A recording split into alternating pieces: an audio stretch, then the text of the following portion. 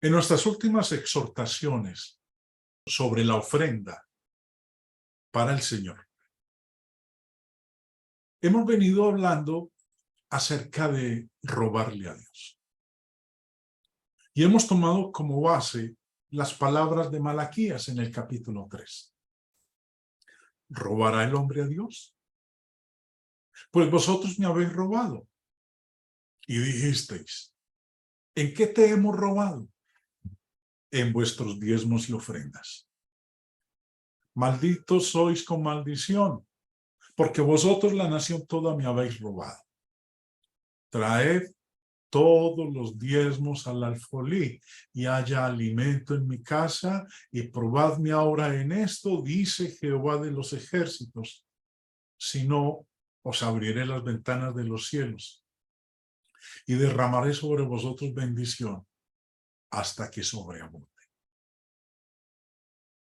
Este texto de Malaquías habla de cómo el pueblo de Dios en el Antiguo Testamento le robaban al Dios nuestro. Y Dios fue claro en decirles cómo les estaba robando. Con sus ofrendas, con sus diezmos. Bueno, eso fue en el Antiguo Testamento. Pero la pregunta es aplicable también para hoy. ¿Le robará el hombre a Dios hoy día? Y la respuesta es sí. Porque seguimos siendo las mismas personas. Los mismos seres humanos. Tanto como los del Antiguo Testamento como los del Nuevo Testamento. Ahora, en la exhortación de hoy, hermanos, sobre la ofrenda, quiero que miremos las consecuencias de robarle a Dios. La primera, la iglesia es robada de progreso. Si tuviéramos el dinero, todo el mundo podría ser evangelizado dentro de pocos años. Si todos los miembros de la iglesia dieran tanto como deberían, las personas que hay en el mundo podrían tener más acceso al mensaje de Dios. Manaría de la iglesia amor, preocupación, interés por los que están en el mundo. Podríamos imprimir literatura, podríamos apoyar lo suficiente a los predicadores en distintas áreas de evangelización, de manera que cada individuo vivo tendría la oportunidad de escuchar el evangelio dentro de poco tiempo. Otra consecuencia de robarle a Dios es que la iglesia es robada de respeto. El mundo falla en respetarnos cuando no actuamos acorde con nuestras demandas. Creemos que la fe viene por oír la palabra de Dios. Creemos que la misión de la iglesia es ver que todos tengan una oportunidad de oír, creer y obedecer al evangelio. Que poseemos la única posición religiosa sobre la cual el mundo religioso puede unirse en algún momento y que somos la verdadera iglesia del Nuevo Testamento con el evangelio puro para todo el mundo. Pero más en el pasado que en el presente, a menudo nuestros lugares de reunión son inadecuados. Nuestros planes tan limitados que nuestro mensaje no es considerado y la iglesia no es respetada como debería ser. ¿Por qué? Principalmente porque no hemos tenido los recursos y no hemos tenido el dinero, principalmente porque hemos robado a Dios financieramente. Una tercera consecuencia de robarle a Dios es que los perdidos son robados de la salvación. El plan de Dios es salvar al mundo a través de la predicación, aun cuando esta predicación pueda parecer locura para los demás. En Romanos 10 escribió el apóstol Pablo: ¿cómo pues invocarán a aquel en el cual no han creído? ¿Y cómo creerán en aquel de quien no han oído? ¿Y cómo oirán sin haber quien les predique? ¿Y cómo predicarán si no fueren enviados? Como está escrito: cuán hermosos son los pies de los que anuncian la paz, de los que anuncian buenas nuevas.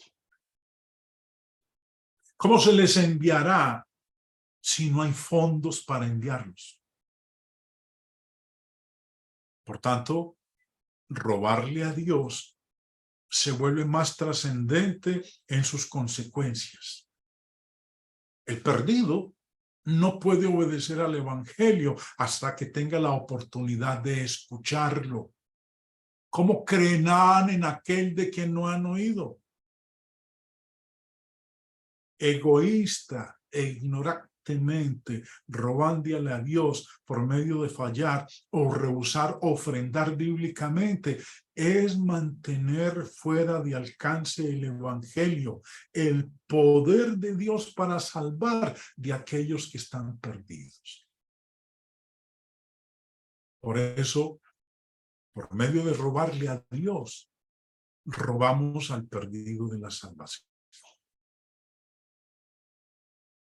Una cuarta consecuencia de robarle a Dios es que los predicadores son robados de un sostenimiento adecuado.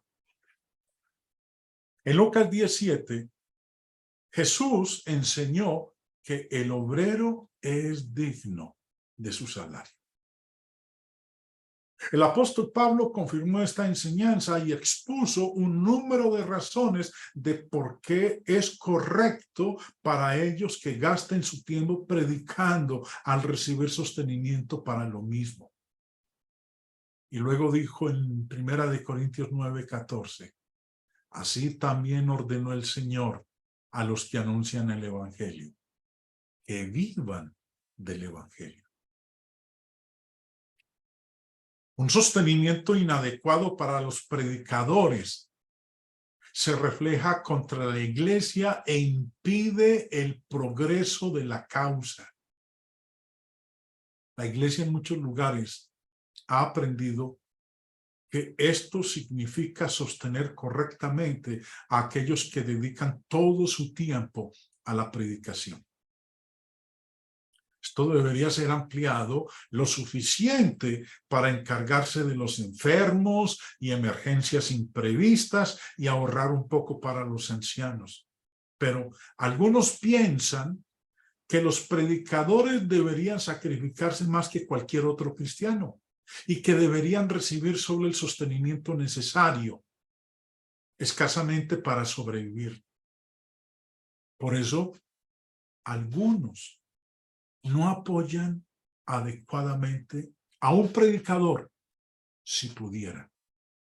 Sin embargo, muchos lo harían mejor si pudieran, pero no lo hacen porque los miembros no dan bíblicamente. Y de esta manera, el predicador es robado de un sostenimiento adecuado. Mientras tanto, la iglesia se roba a sí misma de un mejor servicio que el predicador sería capaz de dar si fuera sostenido ampliamente. Una quinta consecuencia de robarle a Dios: los santos pobres son robados de la ayuda que necesitan. A causa de la falta de fondos, la iglesia es incapaz de ayudar al necesitado tanto como podría ser de otra manera si los miembros dejaran de robarle a Dios de lo que se le adeuda en su obra. Un ejemplo que tenemos en el Nuevo Testamento lo leemos en Hechos capítulo 11. Dice: en aquellos días, unos profetas descendieron de Jerusalén a Antioquía. En el gráfico en pantalla, en el mapa, ustedes pueden ver en la parte inferior de la derecha que muestra dónde queda Jerusalén y dónde queda Antioquía. Unos profetas descendieron de Jerusalén a Antioquía, a la iglesia en Antioquía. Y levantándose uno de ellos, llamado Agabo, daba a entender por el Espíritu que vendría una gran hambre en toda la tierra habitada, la cual sucedió en tiempo de Claudio. Entonces los discípulos de la iglesia en Antioquía, cada uno, conforme a lo que tenía, determinaron enviar socorro a los hermanos que habitaban en Judea. Lo cual en efecto hicieron, enviándolo a los ancianos por mano de Bernabé y de Saulo. Otra consecuencia de robarle a Dios es que nos robamos a nosotros mismos. Jesús dijo, Hechos 20:35, más bienaventurado es dar que recibir. Hay un gozo en dar para aquellos que aman al Señor. Dios, a través de Malaquías, como leíamos al principio, desafió a su pueblo para que fueran liberales con él y le trajeran todo el diezmo y dejaran de robarle con los diezmos y ofrendas, y prometió bendecirlos más de lo que ellos serían capaces de recibir. Finalmente, una sexta consecuencia de robarle a Dios es que nos robamos a nosotros mismos de la salvación. No habrá lugar en el cielo para los deshonestos, para los ladrones. Pablo escribe en 1 Corintios 6:10 diciendo, ni los ladrones, ni los avaros, ni los borrachos, ni los maldicientes, ni los estafadores heredarán el reino de Dios.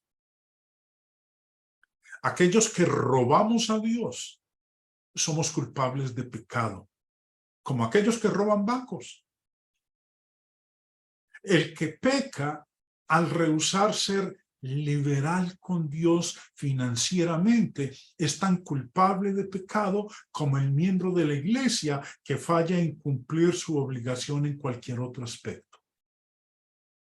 La persona que roba a Dios se corta a sí mismo del cielo y escribe su propio membrete con el precio de la condenación eterna por ser un defraudador religioso.